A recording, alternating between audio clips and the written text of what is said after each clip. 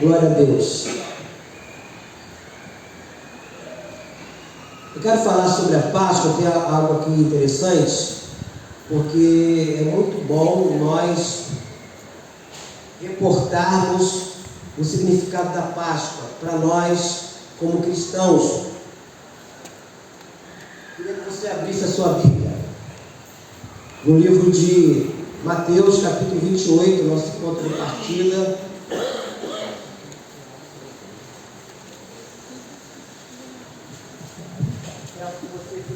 Peço que você fique de pé. Vamos começar falando da ressurreição de Cristo. Estou meio enrolado aqui, porque esse pouco pequenininho. Mateus 28. Ao findar do sábado, ao entrar o primeiro dia da semana, Maria Madalena e a outra Maria foram ver o sepulcro. E eis que houve um grande terremoto, porque o anjo do Senhor desceu do céu, chegou-se, removeu a pedra e assentou-se sobre ela. O seu aspecto era como um relâmpago, e a sua veste alva como a neve. E os guardas, tremendo, espavoridos, e ficaram como se estivessem mortos. Mas o anjo, dirigindo-se às mulheres, disse: não temais, porque sei que buscais Jesus que foi crucificado. Ele não está aqui, ressuscitou como tinha dito. Vinde ver onde ele jazia. E depois depressa, e dizei aos seus discípulos que ele ressuscitou dos mortos. E vai adiante de vós para a Galiléia, ali o vereis. É como vos digo. Retirando-se elas apressadamente do sepulcro, tomado de medo e grande alegria, correram e anunciaram aos discípulos. E eis que Jesus veio ao encontro delas e disse: salve! E elas, aproximando-se, abraçaram-lhe os pés e o adoraram. Então Jesus lhe disse: não temais, ide avisar meus irmãos que se dirijam a Galiléia e lá me verão. E indo elas, eis que alguns da guarda foram à cidade e contaram aos principais sacerdotes tudo o que sucedera. Reunindo-se eles em conselho com os anciãos, deram grande soma de dinheiro aos soldados, recomendando-lhes que dissessem: vieram de noite os discípulos dele e o roubaram enquanto dormíamos. Caso isso chegue ao conhecimento do governador, nós o persuadiremos e vos poremos em segurança. Eles receberam o dinheiro e fizeram como estavam instruídos. Esta versão divulgou-se entre os judeus até o dia de hoje. Seguiram os 11 discípulos para a Galiléia, para o monte que Jesus lhe designara. E quando o viram, o adoraram, mas alguns duvidaram. Querido Deus, te louvamos, te bendizemos, ó Deus, pela leitura da tua palavra. Essa palavra, Deus amado, que por si só já é abençoada, e nós aqui estamos para aprender, para ouvir o Senhor falar nos nossos corações. Me coloco nessa brecha como teu arauto. Eu não acrescente nada e não tire nada do que está escrito aqui, mas tudo que eu falar e fizer, seja para a honra e glória do nome santo do nosso Senhor Jesus Cristo. Que todos digam amém? Podem sentar. Então aqui fala da ressurreição do nosso Senhor, a qual já estava predito por inúmeras profecias, não é? No Velho Testamento. O próprio Senhor Jesus falou sobre isso, nós vamos ler o texto daqui a pouco. E na sexta-feira nós lembramos da agonia, da dor, né? E do sofrimento de Cristo. Mas hoje celebramos a verdade, né? Que depois da luta vem a coroa, como diz o Salmo 30, versículo 5, que diz que o choro pode durar a noite inteira, mas a alegria vem pela manhã. Então hoje nós celebramos a mais espantosa vitória que já existiu em toda a história do universo. Tanto é que a história foi dividida em duas partes, antes e depois de Cristo. Hoje é dia 9 de abril de 2023. Depois de quem? Maomé? Cristo? Buda? Não, depois de Cristo. Então a história foi mudada a partir de então. Então nós como cristãos não podemos permitir que nada deste mundo, qualquer coisa estranha, adentre essa verdade, porque aqui fala que os soldados foram subornados para dizerem que os discípulos vieram de noite quando eles estavam dormindo. Olha, se eles estavam dormindo, como é que eles souberam que os discípulos vieram? A mentira já começa por aí. Se está dormindo, como é que eles viram? E eles foram subornados. Essa história persiste ainda no contexto dos judeus, que até hoje estão esperando a volta do Messias.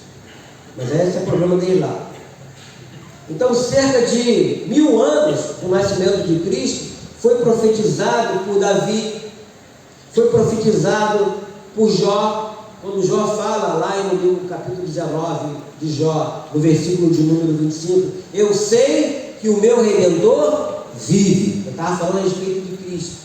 Várias profecias se cumpriram. Então a ressurreição de Cristo já era aguardada até mesmo pelos antigos patriarcas como Abraão, Isaac, Jacó e tantos outros. Essa palavra Páscoa quer dizer passar, pular. Eu queria ler o texto quando essa palavra foi instituída, chamada Páscoa. Abra comigo rapidinho no livro de Êxodo, capítulo 12.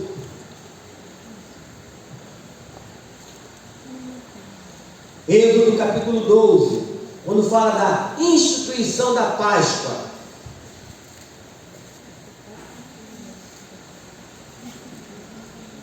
Todos acharam, amém? Se você não achou, cadê o outro? Êxodo capítulo 12.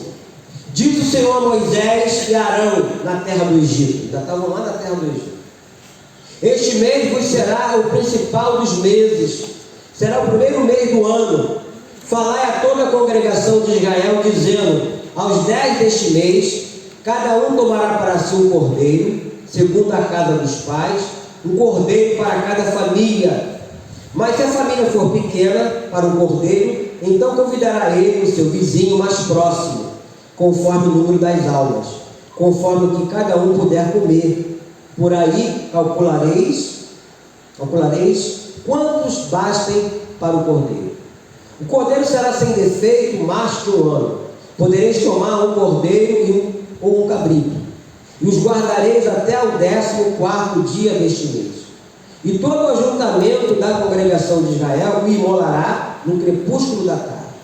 Tomarão do sangue e o porão em ambas as ombreiras, na verga da porta, nas casas em que o comeram.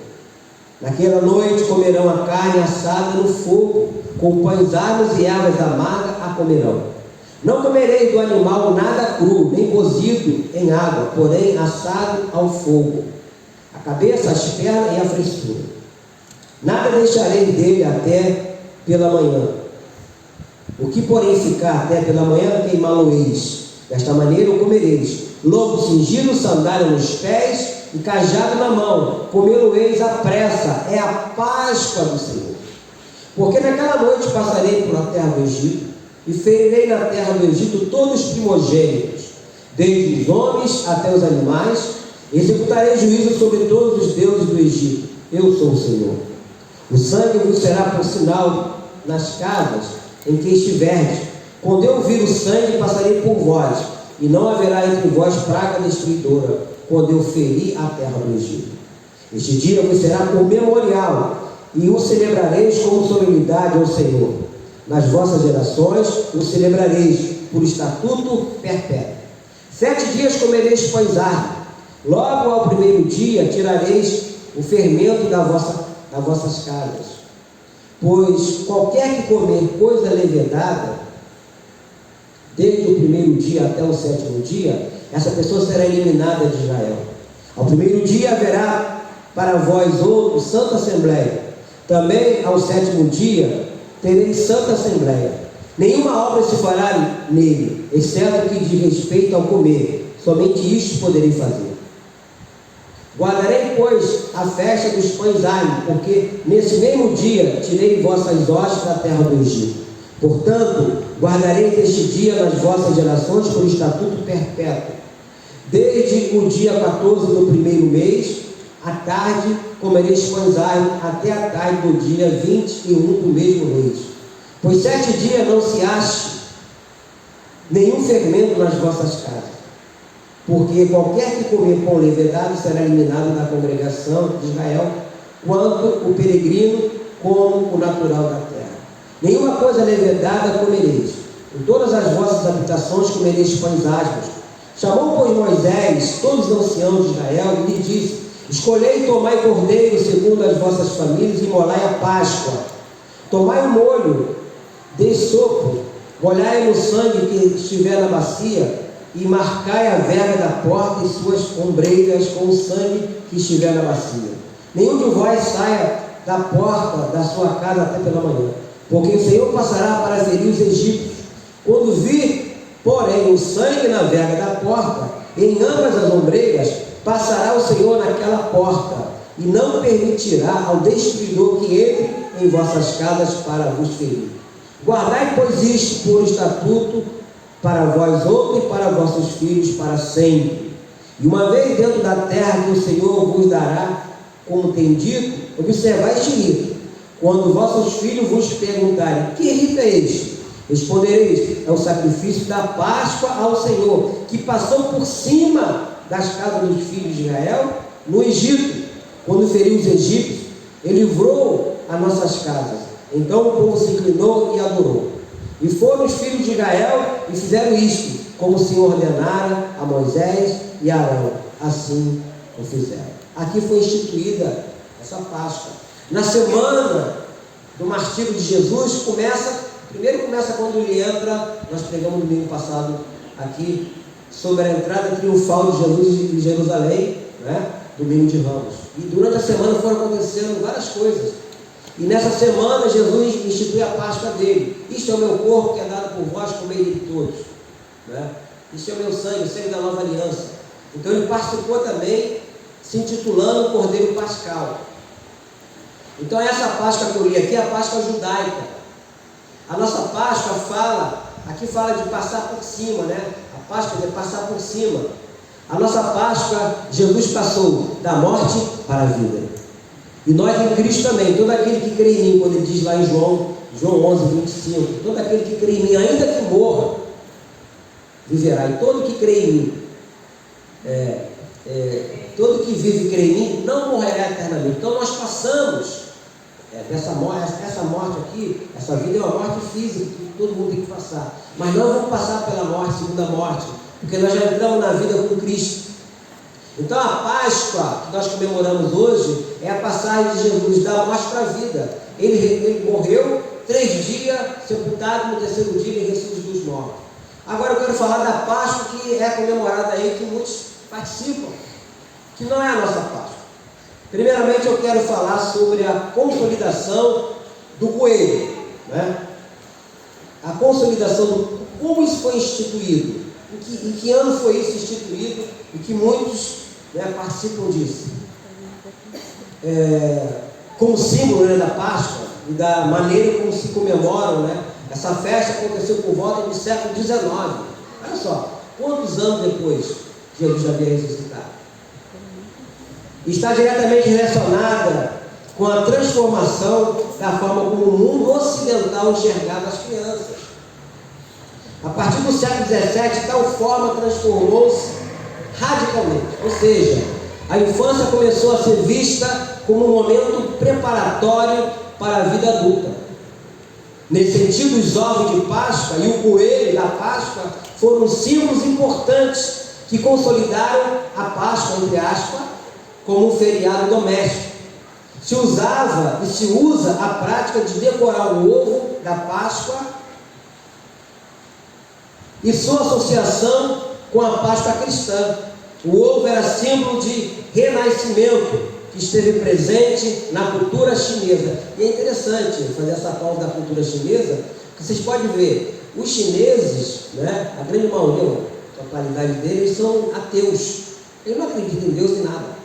Mas você vê que nessas festas, tanto a festa do dia de Natal, agora também, o que eles vendem de enfeites, né, tanto para a festa de Natal ou para a festa da Páscoa, é uma coisa absurda, porque tudo vem da China. Se você andar no Mercadão de Madureira, tudo lá vem da China. Eles não acreditam em nada, mas eles querem ganhar dinheiro com isso. Então, tanto o ovo de Páscoa como o negócio de coelho, tudo foi para o negócio de comércio. Então o ovo era símbolo desse renascimento que esteve presente na cultura chinesa. Na cultura pagã europeia, o ovo esteve associado a uma deusa, olha só, preste atenção, hein? A uma deusa da mitologia germânica. E a decoração de ovos era uma prática por povos na região da atual Ucrânia, ou seja, há muito tempo atrás.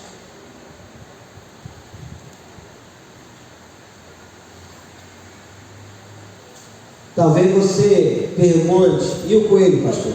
Vamos chegar lá. Quando o coelho passou a ser associado com ovos, e por que se tornou um símbolo da Páscoa? As teorias mais levantadas aqui, geralmente, são as mais consideradas. São aquelas que associam o coelho da Páscoa ao paganismo. O que é paganismo, pastor? Religião em que se cultuam muitos deuses.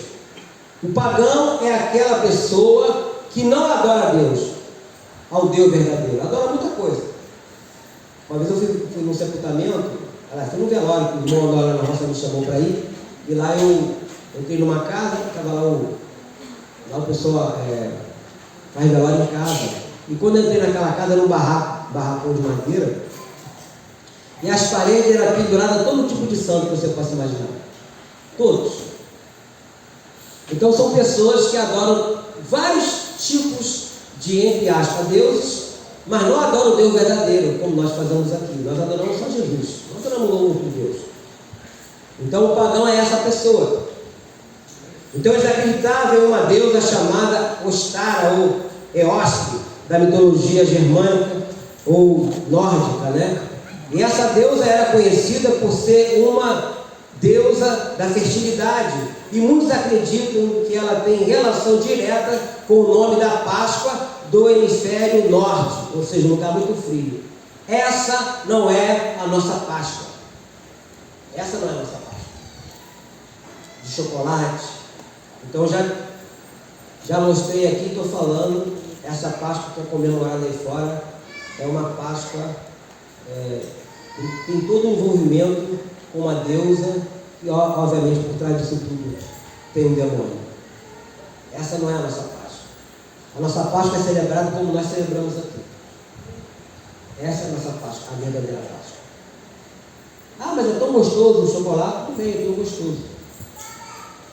Agora, a maior tristeza que eu vejo nisso tudo não são as pessoas que fazem isso. São aquelas pessoas, entre aspas, que se dizem cristãs e que se associam a isso. É igual no Natal, né? Muitos no Natal, em vez de adorar o verdadeiro Jesus, carregam o Papai Noel para tudo quanto é lado, tira até foto com o Papai Noel, né? Enfim, é como o povo de Israel. O povo de Israel saiu do Egito, mas o Egito não saiu deles. No dia de hoje também acontece isso. A pessoa é liberta do mundo, mas o mundo não saiu da pessoa. A pessoa continua vivendo aquela velha natureza. Lá em 2 Coríntios capítulo 5, versículo 17, diz que aquele que está em Cristo, nova criatura é, as coisas velhas passaram, tudo se fez novo. Mas tem pessoas que insistem ainda a viver a velha natureza. Então eu estou mostrando aqui essa Páscoa, e como ela começou lá no século XIX. Essa Páscoa não é a nossa Páscoa. Isso foi introduzido bem depois, como o Papai Noel também, bem depois. Então, Natal fala do nascimento de Cristo. Natal não fala de Papai Noel, verdadeiro Natal. Mas isso foi introduzido lá por causa do comércio. E as pessoas embarcam nisso e vivem uma vida dupla, né? Diz que é de Deus, eu sou de Cristo. Não é não. Jesus certa feita falou para os seus discípulos: pelos frutos vos conhecereis. É pelos frutos. Então nós não podemos associar, o próprio Paulo fala, não podemos estar na mesa, né, com as coisas de Deus e sentar na mesa dos demônios. Você não pode fazer isso. Nós não podemos fazer isso. Então a Páscoa foi instituída na saída do povo de Israel do Egito. Então essa palavra Páscoa quer dizer saltar ou passar por cima, como nós lemos aqui nesse livro, né? No livro aqui de Êxodo, capítulo de número 12, quando fala aqui no versículo 27, é o sacrifício da Páscoa ao Senhor, que passou por cima. das casas dos filhos de Israel no Egito, quando feriu os egípcios. Ele livrou as nossas casas. Então o povo se inclinou e adorou. Olha só. A nossa Páscoa é essa que nós estamos ministrando na igreja. Nós falamos da ressurreição de Cristo. Ou seja, ele passou da morte para a vida. Ele morreu sim, mas ressuscitou no terceiro dia. Então, nós temos que entender que a doutrina da ressurreição é uma doutrina fundamental à fé cristã. Fundamental. Por esta razão, Satanás tenta a todo custo negar esse fato ou colocá-lo em descrédito e acrescentar essas coisas que eu falei da mitologia aqui germânica, que quando começa toda essa história de ovos decorados e de coelho. Então nada mais é do que um engodo satânico para desviar a atenção das pessoas da verdade, porque Jesus é a verdade, Jesus é a vida, Jesus é o caminho. Então nós não podemos sair dessa verdade. Aí é introduzido uma mentira, porque quem não gosta de chocolate? É gostoso, então é um engodo satânico. A pessoa come, como foi lá no Jardim do Éden, está pensando que aquela fruta que a mulher comeu era limão, era água azedo. Foi uma fruta boa. E ela ofereceu ao seu marido, ele comeu também, porque era uma fruta boa, mas ali foi a desgraça de tudo. Ali começa a desgraça de tudo. Então Satanás não vai te dar um alimento ruim, vai dar um alimento bom. É como o pecado. O pecado, na verdade, ele não é ruim. Quando a pessoa está praticando, o problema do pecado são as suas consequências. O que vai vir depois daquilo ali. O que acontece depois do adultério? É uma desgraça na família de uma pessoa. Mas no momento que a pessoa está praticando o adultério, está se deliciando daquilo. Está gostando da carne, está se alimentando daquilo. Mas o problema são as suas consequências. E nós, como cristãos, temos que conhecer a verdade. A verdade é Cristo. Eu sempre já falei isso, conversando com alguns colegas pastores, não só pastores da denominação, mas pastores de outras denominações, que eu sou cristocêntrico, não abro mão disso. E eu, como cristocêntrico, eu não aceito que nada fora do contexto bíblico adentre a minha vida, a não ser Cristo. A não ser Ele, porque consumou tudo nele. Lá na cruz se consumou nele tudo que havia se programado, lá no Jardim do Éden, no livro de Gênesis, capítulo de número 3, versículo 15, que da mulher nasceria aquele que pisaria a cabeça da serpente. Já estava falando de Cristo, já era uma profecia anunciando Cristo. Então qualquer coisa que se coloca na igreja, que foge do contexto daquilo que a Bíblia ensina, por isso Jesus certa feita disse: errai por não conhecer o quê? As Escrituras. Então as pessoas erram não conhecendo, mas a partir do momento que você conhece a Escritura, como tem muitos por aí que conhecem a Escritura, mas faz de forma errada, até porque eles falam que, mas o povo gosta. Aí eu uma vez falando com um colega pastor, eu falei, rapaz, o problema não é que o povo gosta, mas é aquilo que Deus manda fazer. O povo gostou quando Saul separou lá os bois, as ovelhas, mas a ordem não era essa. Samuel falou para o rei Saul para ir lá e matar todo mundo, deixar ninguém vivo. Mas ele foi ouvir a voz do povo, colocou lá que tinha que ser poupado a visão dele do povo e perdeu o seu reinado. E vai por aí afora. Então o segredo é esse, porque no grande dia, o dia final, a palavra do Senhor vai ser qual? Servo bom e quê? Fiel. Nós não podemos fugir da palavra do Senhor, tem que ser fiel à sua palavra. Aí eu já disse aqui na igreja algumas vezes: quer conhecer um cristão de verdade? Deixa chegar essas festas pagãs, deixa chegar, aí você vai ver se ele é cristão de verdade ou não.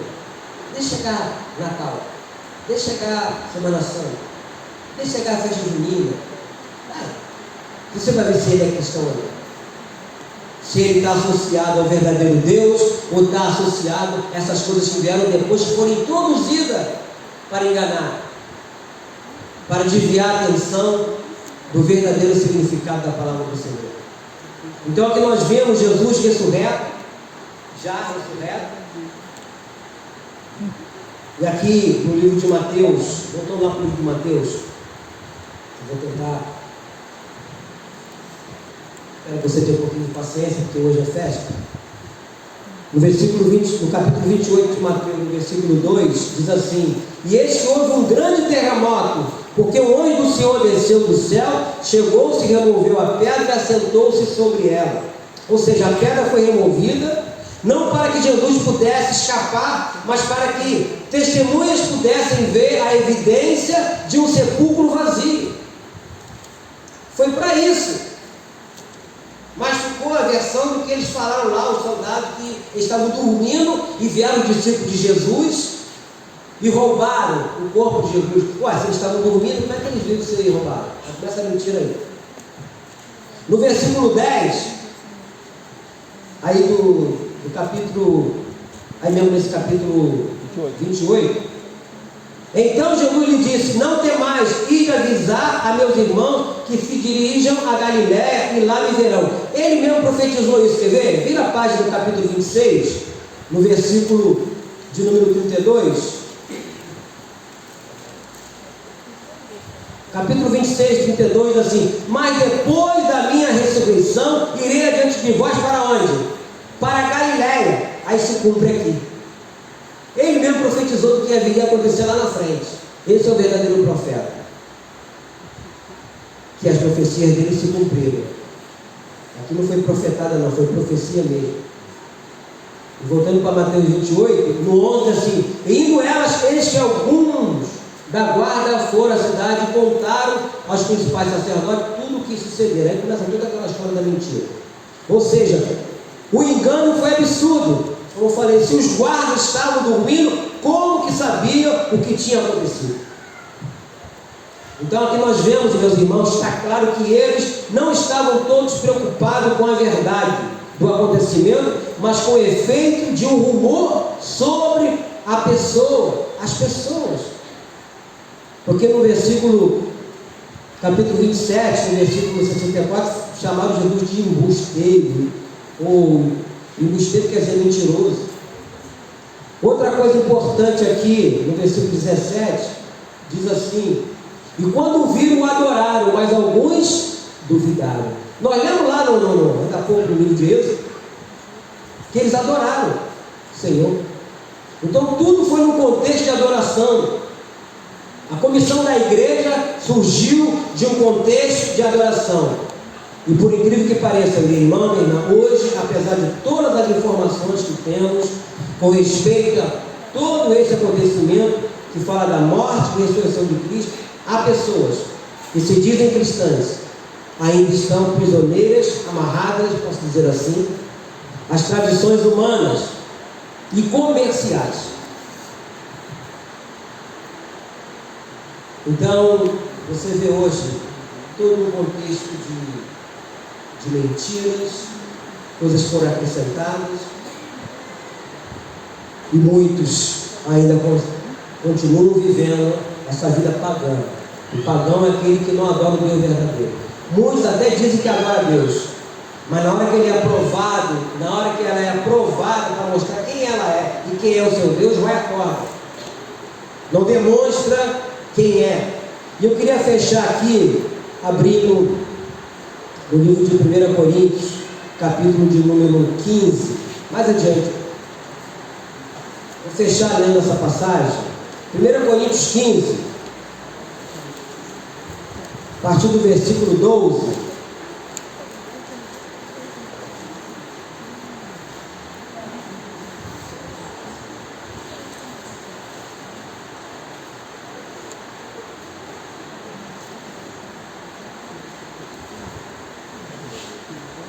Naquela época também de Paulo, essa igreja de Corinto foi a igreja mais problemática que Paulo ministrou e exortava essa igreja, como todas as outras, mas essa foi a mais problemática. A igreja de Corinto. A partir do versículo 12 assim: ora, se é corrente pregar-se que Cristo ressuscitou dentre os mortos, como pois afirma alguns dentre vós que não há ressurreição de mortos? E se não há ressurreição de mortos, então Cristo não ressuscitou. E se Cristo não ressuscitou, é vã a nossa pregação e vã a vossa fé. E somos tidos por falsas testemunhas de Deus, porque temos asseverado contra Deus que ele ressuscitou a Cristo, ao qual ele não ressuscitou, se é certo que os mortos não ressuscitam. Porque se os mortos não ressuscitam, também Cristo não ressuscitou. E se Cristo não ressuscitou, é vã a vossa fé, e ainda permaneceis nos vossos pecados.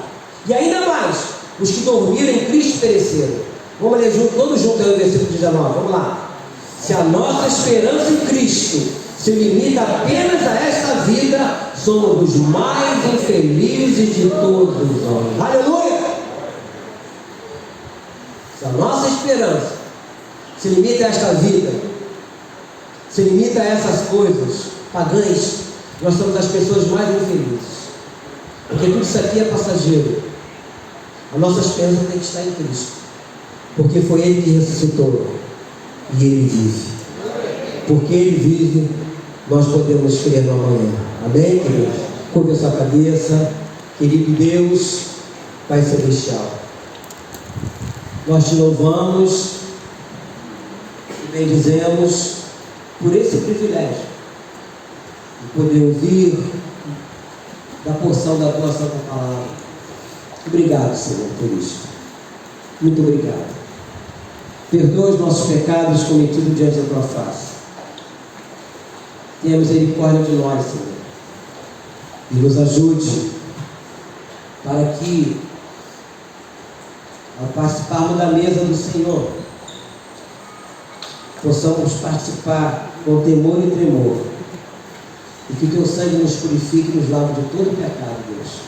Tudo que temos falado, tudo que temos desejado, contrário à tua vontade, nos perdoe. E nos ajude, Senhor, para que possamos participar e sair daqui deste lugar mais uma vez renovados pelo poder do Espírito Santo. Amém? Pastor Natanael, ajuda aqui a gente.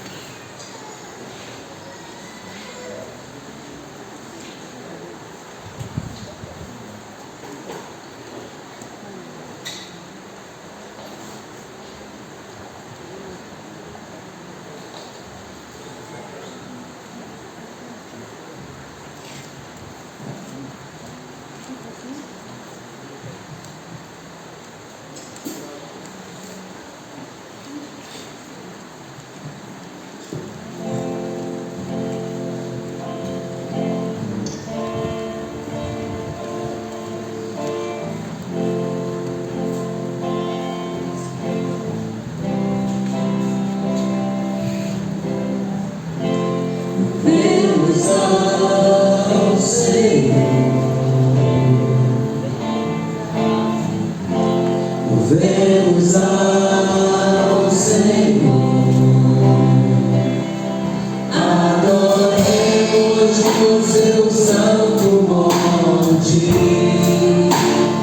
nosso amado Pai, seu nome é santo.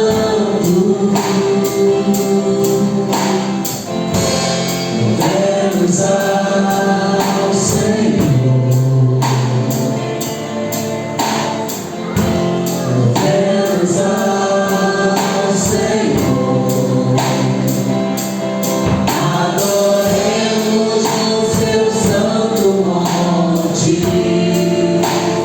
Nosso amado Pai.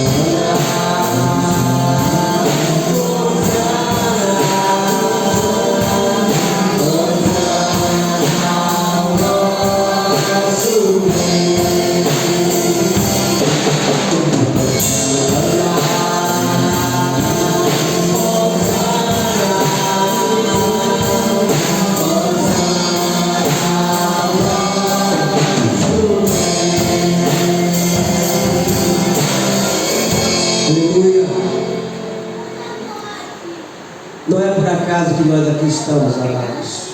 Nós estamos aqui por causa de Cristo. Ele morreu por nós.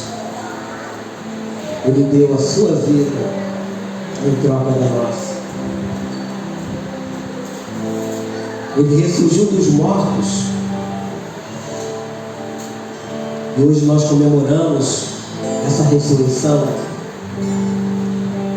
com uma data magna do calendário cristão. Eu sempre digo aqui na igreja que é a data mais importante do calendário cristão, é a Páscoa. Apesar de que todos os meses nós lembramos da morte do Senhor até que Ele venha, participando da ceia, mas essa data é a data que marcou, como eu disse no início, a história de toda a humanidade. E nós não podemos deixar passar batido e não nos entregarmos às festas pagãs daqueles que não adoram o Deus verdadeiro. Afinal de contas, somos ou não somos do Senhor? Amém? Pedi o pastor Natanael para estar orando pelo pão.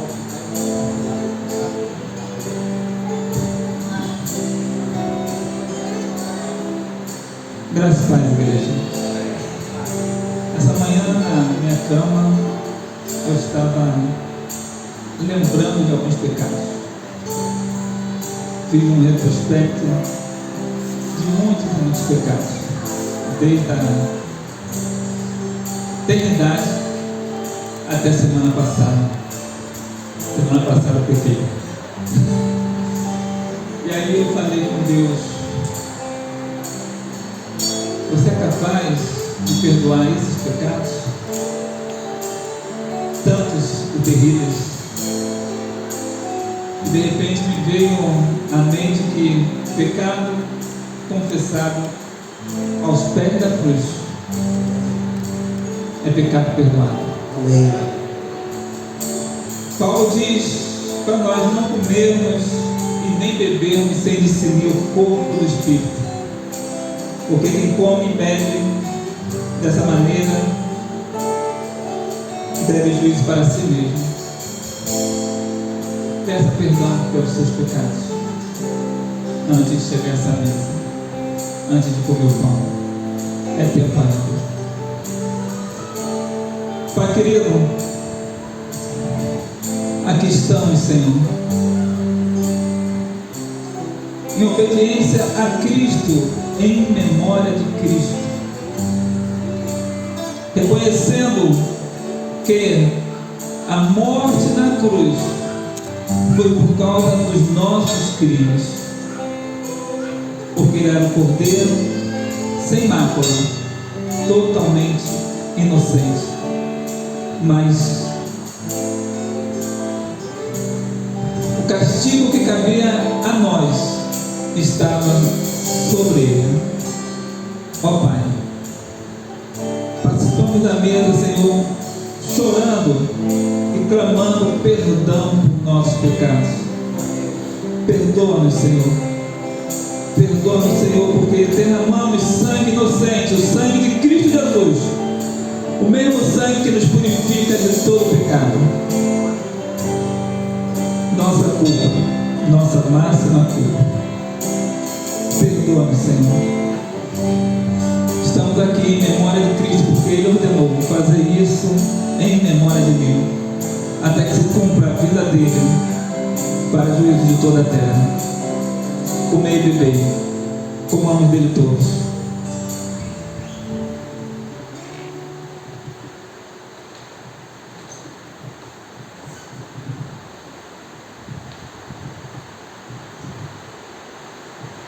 Obrigado, Jesus, pelo sangue derramado na cruz, e para nós não foi em vão.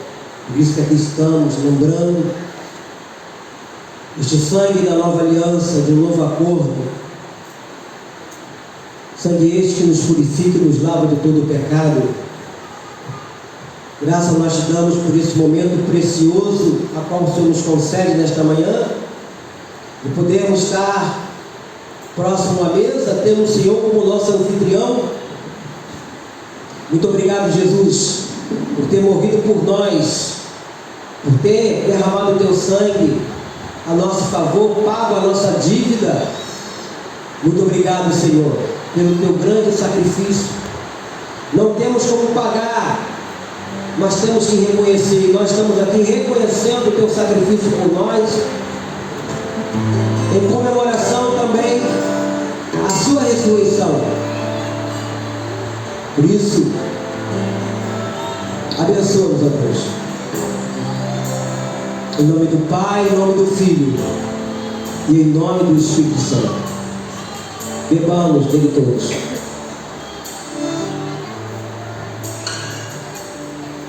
Diga graças a Deus.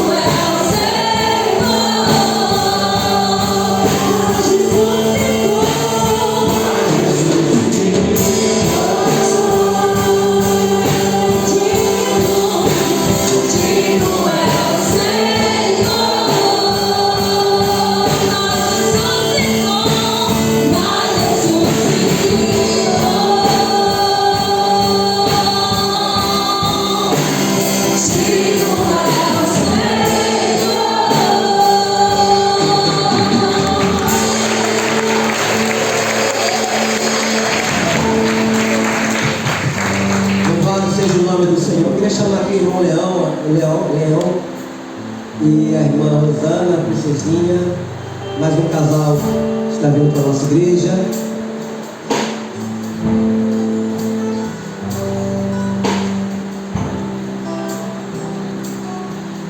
Na verdade, eles chegaram a congregar conosco, nós estávamos ali no galpão. Casei eles em 2009 na igreja de Nova Vida da Tijuca, ali no Maracanã, do pastor Mauro Rogério. Em frente para a igreja. Nós vamos para cá. Pai querido, nós, como irmãos em Cristo, recebemos mais desse casal, o irmão Leon, a sua esposa, Deus amado, a nossa irmã Rosana. Te damos graça, a sua filhinha aqui, ó Deus, por eles terem escolhido esse lugar como a casa dele espiritual, como outros já fizeram há pouco tempo. Nós recebemos no amor de Cristo e pedimos ao Senhor, cubra com teu sangue e graça, onde quer que eles estiverem, esteja a presença do Senhor, derramando sobre a vida desta família a tua paz, a tua alegria e a tua proteção. Como sacerdote, ó Deus, e ministro do teu evangelho, eu abençoo esta família em nome do Pai, em nome do Filho e em nome do Espírito Santo. E toda a igreja diz amém? Que Deus Pai, Deus Filho, Deus Espírito Santo te abençoe, te guarde e te dê a paz. Amém? Bom almoço, que Deus nos abençoe rica e abundantemente. Não se esqueça que Deus é bom em todo o tempo. Dê uma salva de palmas ao nosso Senhor.